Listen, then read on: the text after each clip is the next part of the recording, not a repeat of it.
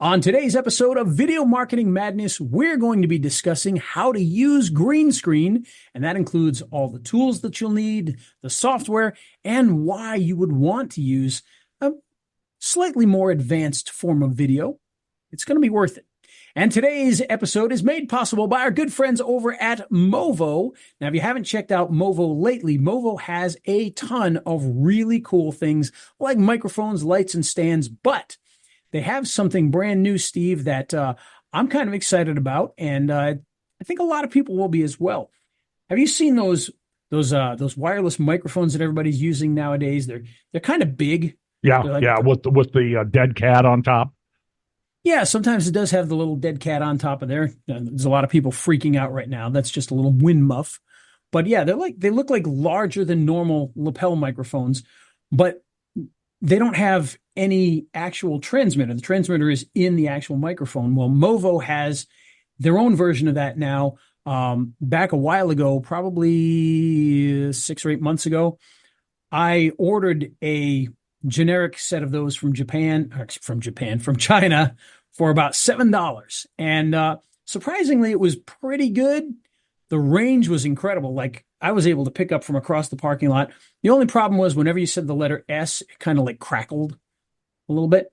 So it wasn't the best microphone in the world, but Movo now has their version of that. A little more expensive than $7, but still very affordable depending upon which version you get. You can get one with 2 microphones or one with one microphone. And I think like the starter one with 1 microphone and the receiver for the phone, I think it was like $35 or $38, something like that. So it's a really cool item. I haven't actually gotten to use it yet, but based on the $7 Chinese knockoff that I used, which was still pretty darn good, this one should be fantastic with that Movo sound quality and whatnot. But they have all sorts of great things from microphones and stands, lights, as we mentioned. So be sure to go and check them out at raysuggests.com/Movo.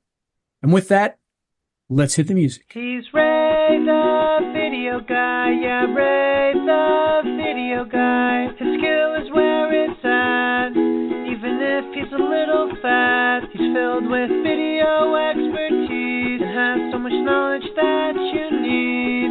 His YouTube ninja tricks can make your marketing so sick. He's Ray the video guy, yeah, Ray the video guy. And it's the radio show about video marketing madness with Ray, the video guy, and I'm Steve Sleeper. And green screening. Green screening. You do a lot of that. I don't do much, occasionally from time to time. But, I've got just something I put behind me, one of those pop-up deals and, call it good. But Yep. And I have one of those. In fact, I don't know about the one you have, Steve. The one I have is actually pretty large pop-up one.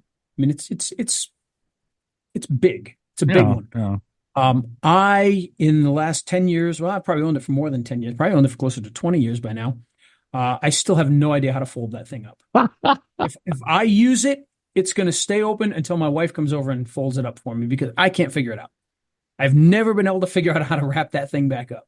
I can unfold mine and then I just put it on my tripod and put it behind me and it just barely covers the back. No, this one that I have is like 5 feet tall and 3 feet wide. Goodness. No, it's huge. I don't have so, that. But yeah, I can't. You have to like bend it a certain way and then twist it and it all goes together and then it fits in a little bag and I can't figure it out. I've never been able to figure it out.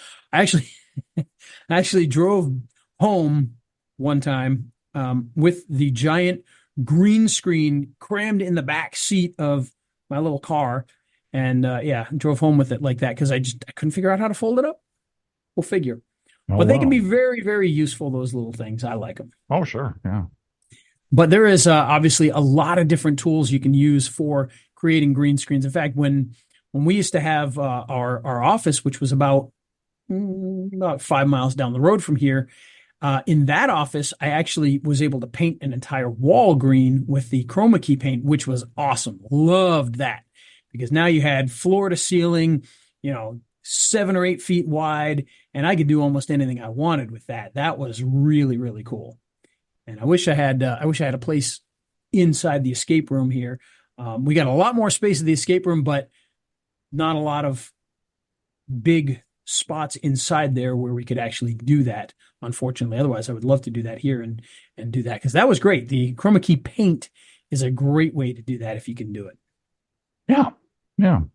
Okay. Green screens. Yes, I'll sir. get green screen. I'll take green screen for 500, Pat. All right. Well, I guess it wouldn't be Pat. Dang, I screwed that up. What am I going to do now, Steve? All right. Anyway, yeah, so those are just a couple of the types of green screens that you can use. My personal favorite right now is actually, there's a bunch of different companies that make it. Realistically, there's probably one company that makes it and a bunch of people slap their logos on it and sell them on Amazon. But they're those, have you seen those, Steve? They're kind of like the reverse of those when you're in school and they would pull down the maps, or they'd pull down. Yeah. I've seen those. It's like the opposite of that. They come from the ground. So you lay this thing on the ground and you pull the green screen up behind you, and it's got the backbone behind it that holds it up. Love that thing. Love it, love it, love it. It's fairly easy to tote around with you. It's not super heavy. It gives you a beautiful green screen.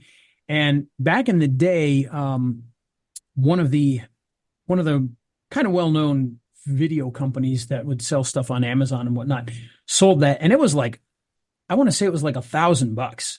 Oh, really? And I was like, oh yeah, maybe we'll get one. I'll think about getting one.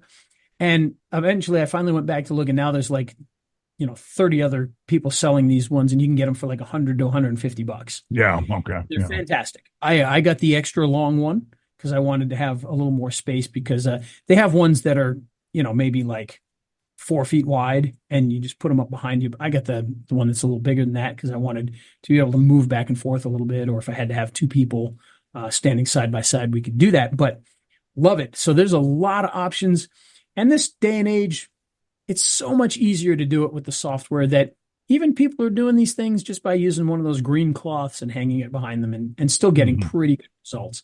In fact, I've ordered many green screens from spokespersons around the country, and some of the spokespeople that are well known for doing the type of work that they do, even they are using these pinup, little, that I don't want to say bed sheets. They're thicker than bed sheets, but they're basically cloths that are green screen. Yeah. And, and it does a great job. And the software is so good, it doesn't even matter. You just click a couple buttons and you're going to do pretty good.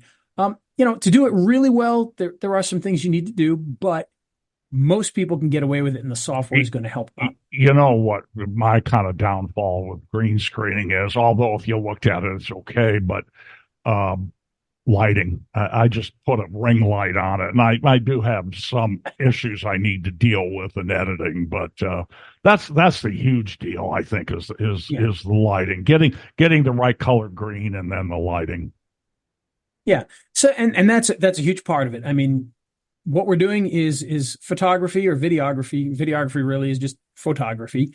But what does that mean? It means light. And that's what you got to give it. You got to give it the right light, because essentially what you're doing is, okay, time to put on the science hat, folks. Here we go. So essentially the way that an image is created when it comes to video, and this is similar in film. Film is a little bit different. Film works in the exact opposite way as video. Video works on light. Film works on pigment. And what I mean by that is literally film is an image painted onto a piece of Mylar that's then projected out. So it's actual green ink that's on there, for lack of a better term. And in video, it's the exact opposite. You're actually using RGB, which is red, green, blue. And the RGB means that, you've got three different parts of the spectrum. And when you put R, G, and B together, three colors of light, you get white. Whereas in pigments, you've got yellow, blue, and when you put those together, you end up with black. So it works exactly the opposite. And when you're doing the green screen, what you're essentially doing is you are taking out that green channel, or at least a portion of that green channel. And the reason that it's green is because the human face does not have a lot of green in it. So it makes it, if you take green out of there, you may affect their clothing. Their clothing that was, blue may look like a slightly different shade of blue now, but their face is going to basically stay the same color. Now in film, In the old days, they always called it blue screening. And the reason for that is the exact opposite, is that in film, you've got red, yellow, blue. So you can't take yellow out. That's definitely going to be in people's faces. Red is definitely going to be in people's faces. So they have to go with blue and do it that way. But whenever you do that, you are essentially taking away a portion of that data to make that video. So you are removing something out of there. So that is kind of destructive. But if you do it properly, if you light things properly, you can narrow down the amount that you're taking out of there. And what I mean by that is if your green screen is lit evenly so that it's basically one color, and you're never going to get one color. It's always going to be, this area is slightly darker, this area is slightly brighter. So you're going to get different shades of green as you light that up. But the closer you can get to evenly lighting that green screen, the less data you're going to be pulling out of your image, the less information. And so that's going to give you a better screen. It's going to look better. It's, if you don't light it properly, you can probably remove that entire green, but you're going to start seeing like fringing in people's hair and things like that. You're not going to get as clean a green screen. Big thing is light that green screen really well. Now, in a video that I just did the other day, the reason I wanted to talk about green screen today is because I did this video the other day where we were shooting out in the front room here, which is not a big room. It's not a studio. It is just basically a big office space. And for that particular video, we used 7 lights. So we used seven lights? 7 lights, yes. Wow. Because we want to make sure that we light it as best we can. Now, the great thing about that is you put that into the video editor, you press, just go green screen, and it knows, and it just does it. I didn't have to make any adjustments or anything other than John, our intern cameraman, had everything looking a little blue. But other than that, it worked really good. So, but yeah, 7 lights. Now, what I had, and you don't have to use 7 lights. You can get away with different ways to do this. The reason that we do this is because we have that big pull-up screen.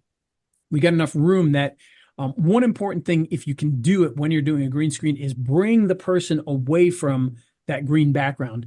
And the reason for that is the closer they are to that background, the tougher it's going to be to screen properly because their hair is going to reflect green and they're going to have green, even if you can't really see it, the computer is going to see green in their hair, and then they're going to start losing that, or maybe on their shoulders and things like that. If you can separate the person from the background by moving them a little bit further away, then you can do that. But you need a wider green screen, or they're going to be, if they raise their hands, they're going to be off the green screen, and then you're not going to get a good shot. So you have to have a balance of those things. If you have a small green screen, you need to move a little closer. You got to deal with it. You just do it. But we separate a little further. And then what I have is I've got 2 really big box lights, soft lights, that I project onto that background. So that green screen gets those 2 big ones. And then I have 2 small LED lights that I actually put down at the bottom and just kind of fill in the bottom areas. Because those big fill lights, they're not going to cover the whole screen. You're going to start seeing dark areas towards the bottom. So I use 2 LED lights that kind of just fill in those bottom areas. And that just gives you pretty good, coverage on the green screen. A good friend of mine, he actually had a nice studio, and what he did was he had 2 giant lights way up above the green screen attached to the ceiling, and those would shoot down and hit the background. And then he had 2 that he put on the side. They were big, tall lights. They were actually fluorescent lights for photography, and they would fill it in, and that did a great job too. So those 4 lights filled just the background. Then I've got a key light and a fill light in front of me on either side of the camera. If you don't know what that is, a fill light is a softer light that kind of covers your face. The key light is a little bit brighter and more focused, and it kind of adds a little bit of harsher light to one side of your face.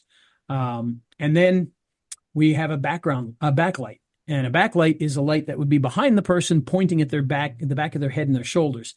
And what that does is that just kind of highlights their shoulders and their head.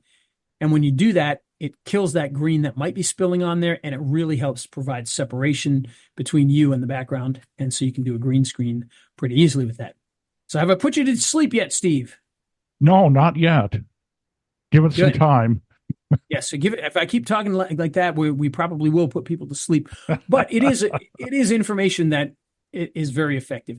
So you got to have some of the lighting. Now, one thing you can do is if you go to Amazon, by the way, you can buy, I said these 7 lights, you can buy packs of 3 really good photo lights for like $100 these days. So if you buy one of those nice backgrounds and you buy, let's say 2 sets, you really want to do it up with the lights, buy 2 sets of those 3-point lighting kits, you're in for less than $400, which it might sound like a lot of money, but you're going to use this forever. You're going to be able to use it for other things. It's not just for the green screening. The lights could be used for photo shoots of any kind. They could be used for video shoots of any kind. So they're going to be useful. But you don't want to spend the money on that yet. The other thing that you can do is you can kind of cheat the system a little bit by getting 2 of the big fill lights. And what you're going to do with those is you're going to put them in as the key light and the fill light. I'm trying to do it on camera here backwards. But what you're going to do is you're going to move them further away to the left and right side. Okay. And you're going to use those big lights to get the actor, person on screen on either side, coming from the sides, and the background at the same time. Because you got a big fill light and you want to put them to the sides, because what you don't want to do is put them close to the camera and have the person on the camera's shadow hitting the green screen, because that's going to throw things off. Can you deal with shadows and still do it? Yes, you can. You're going to have to put in a little bit extra work, probably, but you can still do it. But if you move those to the left and to the right a little bit, make sure they hit both the person and the background, you're going to get less shadows, because the shadows are going to be to the left and right more. And so they will either not hit the green screen at all, or they'll hit the far left and far right. And that's a lot easier to deal with. Does it make sense? Yes. Hopefully that makes. Yes. Again, yeah, Amazon, the place to go for that. You can get these lights and things for, very, very cheap these days. Right. And one of the things, by the way, that I mentioned in my video that I did is the lights that I actually use now, the bulbs. And have I talked to you about these bulbs before, Steve? The daylight bulbs, the big. Well, yeah, I use all daylight. Just I like it better, and I've in case got I'm in a room that has daylight. I've got some here. Yeah, I know what I'm talking about. Well, what I did was for a while I was getting fluorescent bulbs. They, like the curly Q bulbs you would put into a lamp at your house, only gigantic. Really, yes, one of those right there. Like this one right here. Yeah. Okay. Yep. Occasionally, I was able to find those at a place like Home Depot, but pretty rare. Had to order them from Amazon. They were like $40 a piece, something like that for those bulbs. Sounds right. Yeah, I had to order mine online as well. Yeah. So. And they're great. They're fantastic. They're fairly soft. You put them in a soft box, they're even softer.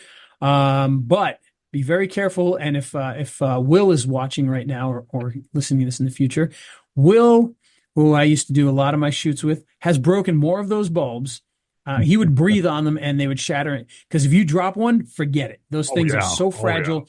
They'll shatter into a million pieces. And, if you have any of the little ones in your house, the regular bulb-sized ones, you're supposed to get a hazmat unit according to the instructions of those things. You're supposed to get a hazmat unit. Imagine when you break one of those giant ones. Well, the little ones, I couldn't find them in the hardware store last time we went to get light bulbs a month ago or so. So they're kind of getting replaced by all the LED stuff now and whatnot. Right. Which is exactly where I'm going with this, because Home Depot and Lowe's, or both, I can't remember. I think both of them have it. Home Depot definitely does, because I showed it in the video. They sell these bulbs that are big like that, like the one you showed. So it's a very large bulb, still screws into a regular outlet, but it's a big bulb and it's LED. Oh. And it's cheaper than those. I can get one whenever I want, and they last forever.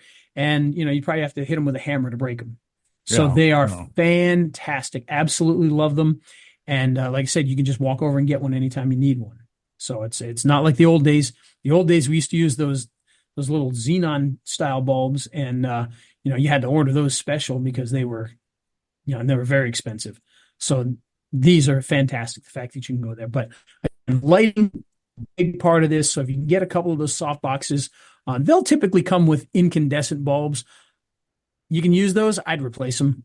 They don't come with the best bulbs usually. They come with cheapy bulbs, but you can still do good with them. Yeah, I had pretty good luck with these curly Qs. And when I said I just put a ring light on it, that was a joke. I just shoot two of those curly Qs across it.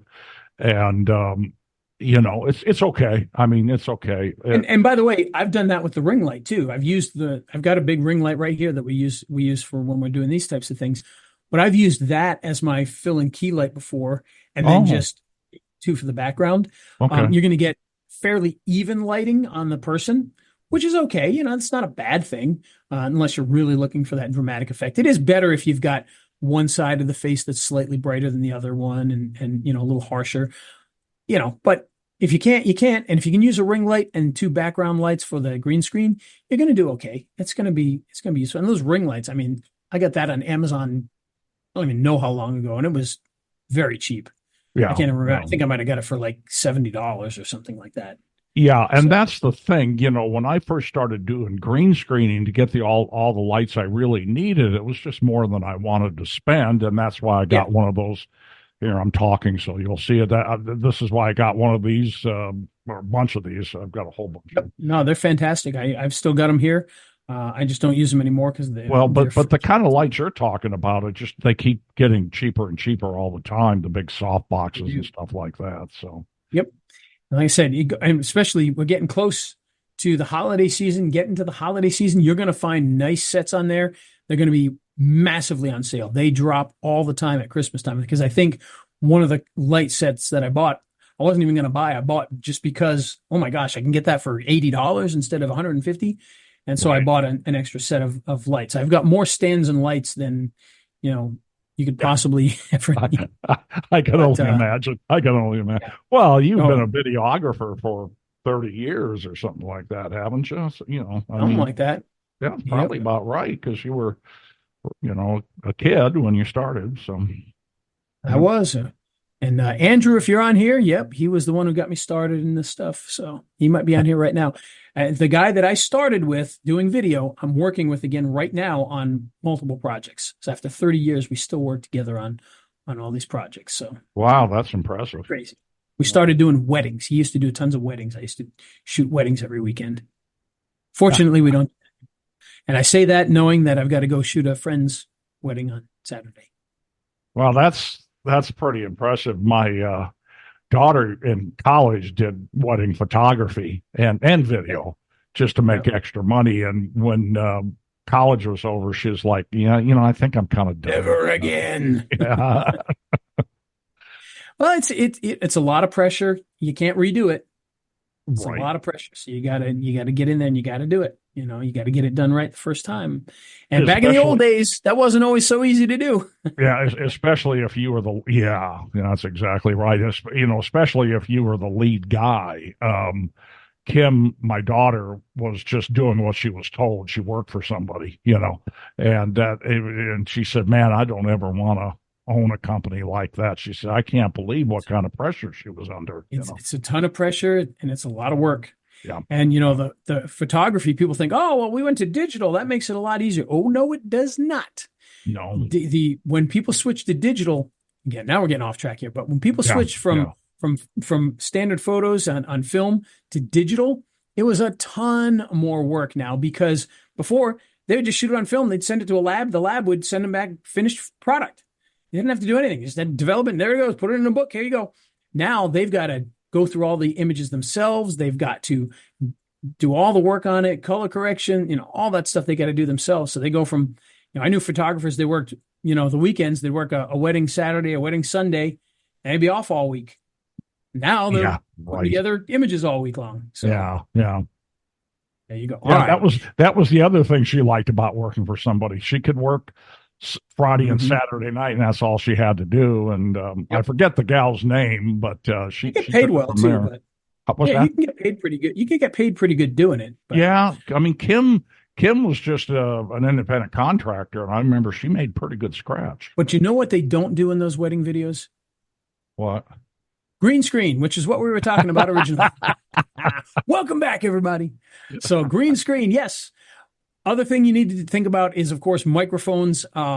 There's a lot of different options. You can always use a lapel microphone. You can use some of those great Movo microphones. Here's another plug for Movo.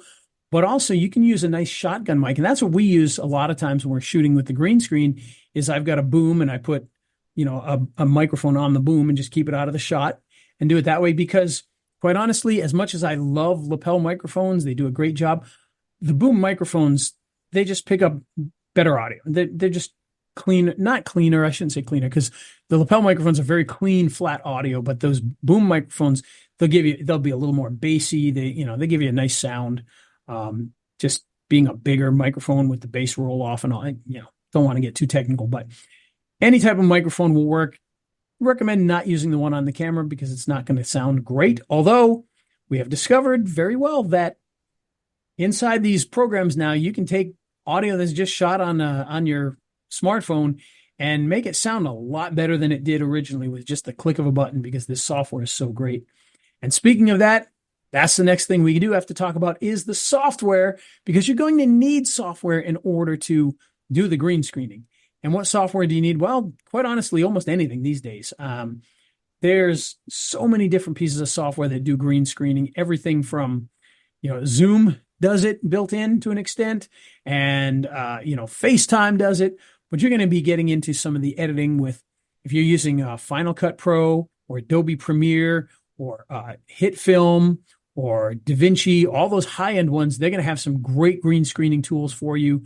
HitFilm, they've got an okay green screening tool built in. You may have to buy their upgraded green screen tool to do that. HitFilm is a fantastic software that is 100% free, but it gives you limited tools, so you may have to upgrade to the green screen tool on that. CapCut also does green screen. If you've got software like ScreenFlow or Camtasia, those have green screen built into them. So you can do it in a variety of these different softwares that you may have. And again, CapCut, DaVinci, HitFilm, all free. You can download those completely free and do some really cool stuff with them. Yes, they all do have plugin upgrades and things like that, but you can do this work inside those for free. I personally use Final Cut Pro, but you could use any of these tools. And like I said, these days, even if your green screen isn't fantastic, I mean, if you look at if you're watching this as opposed to listening, Steve is on Zoom, and as am I, but he's using a background filter that's cutting him out without a green screen at all. Yeah. So these softwares can actually cut people out fairly well, even when there's no green screen involved. So imagine how well they can do it nowadays when there is a green screen, and they can do it so much easier. So test any of the softwares out. Once you get it in there, if you've got it lit well, you drop the green screen in there, you may not have to do anything. However, if it looks a little, the edges are a little weird or anything like that, you got to play with the software a little bit. There's a lot of tools that are built in that you can do to, slide things and fix the matte and change the colors that you're pulling in, whatnot. So just go to YouTube. You'll learn all about how to do that. It is so easy these days compared to back in my day. Oh. In fact, Steve, I actually had a camera at one point in time. It was a Super VHS camera. We had two of them, actually. Mm-hmm. And speaking of Andrew, who I talked about earlier, he gave me these cameras. Wow. He wasn't using them anymore. He gave me these cameras. And what they had was, it was a big camera with the lens on the front, Yeah. And a Super VHS. And in fact, it might not have even been Super VHS. It might have been standard VHS for all I know, but I think it was Super VHS. But on the top of it, it had a second camera. And that camera would swivel around. And so what you could do was you would put someone on a green screen and shoot them with the camera. And that little camera, you'd point it at a background. And in the camera, it would automatically green screen you out and put that background from the other camera behind you. Wow. And it did a surprisingly decent job. It was pretty cool if it was lit properly. And believe me, you had to really light things properly back then. And, it would do a really cool job. It was one of the coolest little things. I'd never seen a camera like that before. Didn't even know they existed, but very cool stuff. Problem is, we then stepped into the digital era. And when we jumped into the digital era, we used DV, digital video, which were the mini DVs with those little digital tapes, and the DV was the bigger ones. Those were horrible for green screen. Reason being is you were taking away, they're compressing all that data down to fit onto these tapes, and then you're stealing data out of there for the green, and the green screens looked awful. They were terrible. It's like watching, the news back in like the late 70s, early 80s when they first started to use green screen in the news, and the camera and the weatherman didn't really look like he was on the map, and he had the fringe around him and kind of looked like that. It was pretty bad. Once we moved to the HD stuff, it got a lot better, and there were options to do that. But yeah, you could light your set all day long, and you still weren't going to get a good green screen out of that. So I'm glad we're into the future now, where literally you could use your phone, and I do it all the time, and do amazing green screen videos just using your phone. So don't get caught up in the camera stuff. We used to have to, when I tell you there was a lot of work, when we used to light green screens back in the old days, not only do we have to have a giant camera that we had to calibrate perfectly, we actually had to use meters. Like, we actually had waveform monitors. They looked like little TVs that showed waveforms, and we had to shoot just the green screen, light the green screen, and make sure that the waveform monitor said it was absolutely perfect. Then bring the person in, light them up, make sure that the waveform was perfect for them in order to even be able to do green screening. So the fact that you can take your iPhone out, shoot it at somebody on a green screen, and click one button and have a green screen, it is amazing stuff. And of course, it's something that allows you to do some really, really cool things. So if you are doing any kind of video, learning to do green screen, think about all the amazing things you can do. Whether it's a business related thing or something for fun, you can do some crazy stuff. At the escape room, we have to do videos quite often for the escape room. We do them on green screen. There's one that we did for, it was for the one in California. It was the Stark Labs, and it was based off of an Iron Man theme. And I had to dress up in a lab coat and put funny glasses on, and I did it in front of a green screen, and it looked like I was in this lab with all this technical equipment and everything, and it looked amazing. If I do say so myself. Looked amazing, except for you. Yeah. Except for the actor. Other than that, it looked, I looked good. That's how good it was. I even looked good. No, it was fantastic. And we have to do that all the time, and you can get some really, really good stuff with that. For those of you watching that are marketing specialists, you're going to run into a lot of businesses that you're going to want to do videos for, and you're going to show up at their place, and they're a plumber, and they're like, all right, let's shoot a video. And the only thing they have is basically a garage with, all sorts of equipment thrown everywhere, and the pizza box from last night on the ground, and garage doors in the background. You're not going to be able to shoot a really good video there. But if you could bring a green screen with you, with a green screen up, shoot them at their place like that, now you can get a really nice video. We used to do that with a lot of the companies that we work with. They'd come to our suite, and we would do a green screen video right there. And we would just put a nice background behind them. And the backgrounds can be anything. It doesn't have to be a location. Like, sometimes the background that we would put them on would just be like a patterned background. Almost like the kind of backgrounds they would put up at a sporting event to interview people, except it was, an image, a digital image, instead of an actual stand-up background. So you can do that kind of stuff, and you can make some really good videos with that. We had a guy who was a chiropractor, and we shot him we must have shot 200 videos with this guy. And that's what we did with all of them, is we put him on the green screen. We just put a nice background behind him to make all those videos. And the great thing is, if you're a marketer, you can charge more for this. You're using higher end technology. Don't be afraid to charge more. If you're going out to, I'm going to go out and shoot videos for this guy for $1,000. I want to do green screen, $1,500 now, and bump it up, because it is more work. You're going to have to spend more time setting it up, more time lighting it, more time editing it. So be sure to charge for that. So it's an opportunity to look like a superstar when you're doing it. And it's also an opportunity to charge more money. Like I said, we use green screen for a lot of the stuff we do. And, we were just shooting some last weekend, that video that I put on YouTube that showed our setup in the little office up front here. We were doing some green screen videos for marketing stuff. We were making a whole bunch of intros and outros for some marketing videos that we were doing. And we shot probably, 50 intros and outros to just have them ready to go so that we can make all the videos. So it can be very, very effective. And what about you, Steve? What do you think? When would you use the green screens?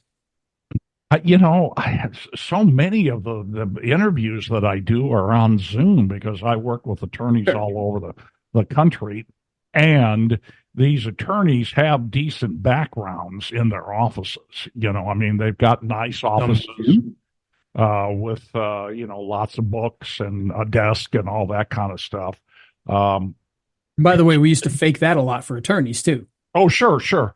But I mean, before Zoom, you would never, before COVID, and when all the courts went on Zoom because of COVID, because you couldn't be in court, but you could bring in all the defendants and all the attorneys across Right. Zoom. You probably wouldn't propose interviewing an attorney via Zoom. You just wouldn't do it. Now they're used to it.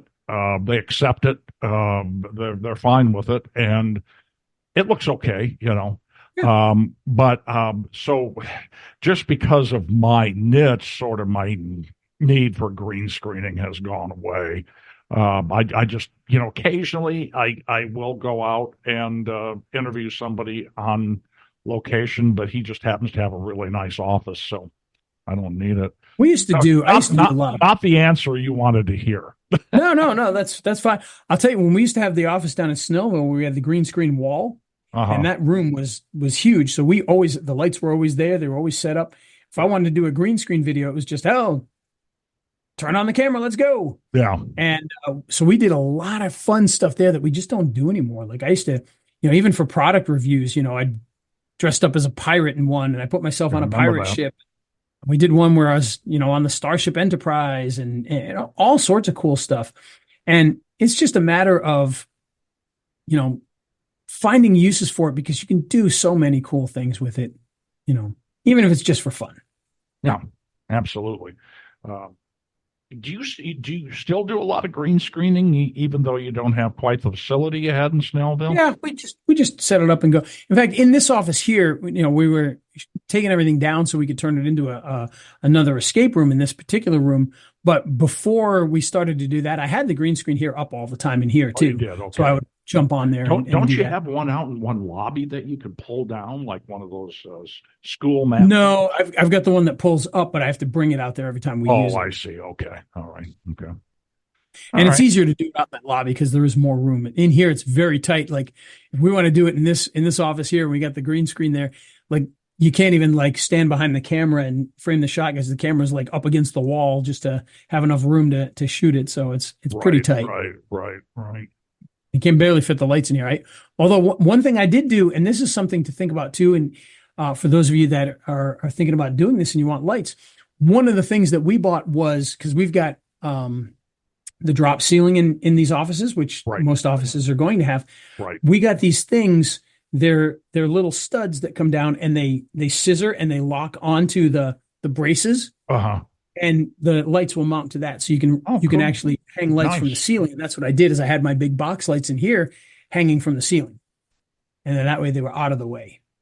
So that was very, very useful. Well, I'm looking in my office here, and I got a couple sets of lights, and I got the green screen in the closet. So if I ever needed to do it, I got it, There you go. And there we go. Like, you can do some really cool stuff with it and have some fun. I remember I did the thing where I mimicked the intro to the Bob Ross painting show. Yeah. For one of the products, because it was called that was great. Create. And I mimicked exactly what he did. I even made I wish I could find it. I was trying to find it. I couldn't find it the other day, where I showed the side by side of the original and me mimicking it. Oh, it was pretty funny. I got a kick out of that because it came out just like his, where he came and, because he did a green screen thing in his video. So I did the same green screen thing. He took a broom and he wiped away his background on the green screen. Yeah. His looked cheesy. I made mine look cheesy. I kind of He was the king of cheese. Yep. Okay, my friend, who made this fine episode of Video Marketing Madness? Well, I'll tell you who made it possible. Our good friends over at Movo. Now, some of the things we talked about today, Movo will be able to provide for you, including your microphones, some of your lights you can get at Movo, which we use on some of our green screening stuff. We definitely use the microphones, and you can get all sorts of other things. Stands to hold your smartphone. So if you want to shoot with your smartphone, you can get that there. They got all sorts of vlogging kits where you get microphones and stands and everything in one package. And you can check it all out by heading on over to raysuggests.com/Movo and picking up your awesome products today. Very good. Indeed. And with that, Let's hit the music and get out of here. He's Ray the Video Guy, yeah, Ray the Video Guy. His skill is where it's at, even if he's a little fat. He's filled with video expertise and has so much knowledge that you need. His YouTube ninja tricks can make your marketing so sick. He's Ray the Video Guy, yeah, Ray the Video Guy.